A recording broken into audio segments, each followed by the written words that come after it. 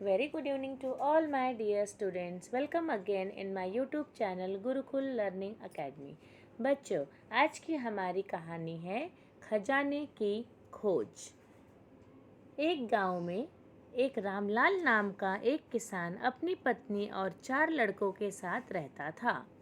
रामलाल खेतों में मेहनत करके अपने परिवार का पेट पालता था, लेकिन उसके चारों लड़के आलसी थे, जो गांव में वैसे ही इधर उधर घूमते रहते थे।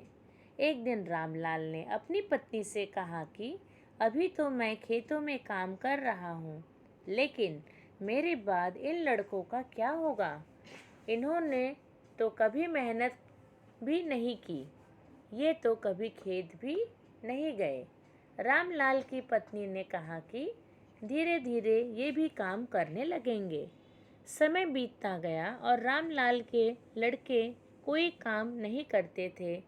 एक बार रामलाल बहुत बीमार पड़ गया। वह काफ़ी दिनों तक बीमार ही रहा। उसने अपनी पत्नी को कहा कि वह चारों लड़कों को बुलाकर लाए। उसकी पत्नी चारों लड़कों को बुलाकर लाई। रामलाल ने कहा, लगता है कि अब मैं ज़्यादा दिनों तक जिंदा नहीं रहूँगा। रामलाल को चिंता थी कि उसके जाने के बाद उसके बेटों का क्या होगा। इसलिए उसने कहा, बेटो, मैंने अपने जीवन में जो कुछ भी कमाया है वह खजाना अपने खेतों के नीचे दबा रखा है। मेरे बाद तुम उसमें से खजाना निकालकर आपस में बांट लेना। यह बात सुनकर चारों लड़के खुश हो गए। कुछ समय बाद रामलाल की मृत्यु हो गई। रामलाल की मृत्यु के कुछ दिनों बाद उसके लड़के खेत में गए खजाना निकालने लगे। उन्होंने सुबह से लेकर शाम तक सख्त पूरा खेत खोद दिया, लेकिन उनको कोई भी खजाना नज़र नहीं आया। लड़के घर आकर अपनी माँ से बोले, माँ, पिताजी ने हमसे झूठ बोला था, उस खेत में कोई खजाना नहीं मिला।